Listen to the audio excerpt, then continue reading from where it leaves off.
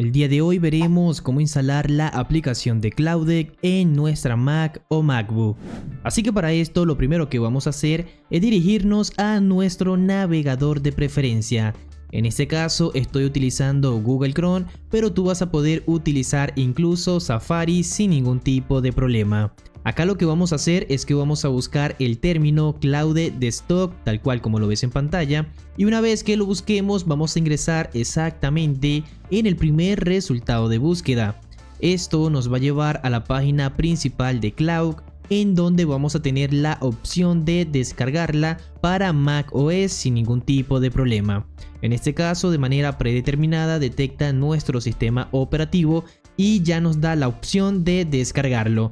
Pero en tal caso que no detecte tu sistema operativo de manera automática, simplemente tendremos que bajar un poco y acá vamos a tener todos los sistemas operativos en donde se encuentra disponible la aplicación de Cloudec actualmente. Acá simplemente vamos a darle al botón de descargar y de manera automática estaremos descargando la aplicación tal cual como lo ves en pantalla. Ahora lo que vamos a hacer es que vamos a ejecutar el instalador haciendo doble clic arriba de él y de manera automática se va a habilitar esta ventana. Para instalar la aplicación simplemente vamos a seleccionar el logo de Cloudec y lo vamos a arrastrar hasta el apartado o la carpeta que se llama aplicaciones. Una vez hecho esto ya estaremos copiando o instalando dicha aplicación.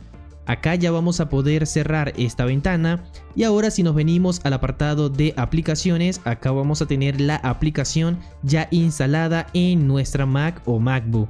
Simplemente hay que ejecutarla, acá vamos a darle al botón de abrir y listo. Como puedes visualizar ya tenemos la aplicación completamente instalada y acá ya simplemente vamos a darle al botón de comenzar y ahora tendríamos que iniciar sesión con nuestra cuenta de Cloudec y listo.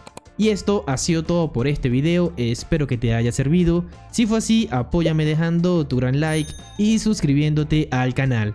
Sin más nada que decir, nos vemos en la próxima.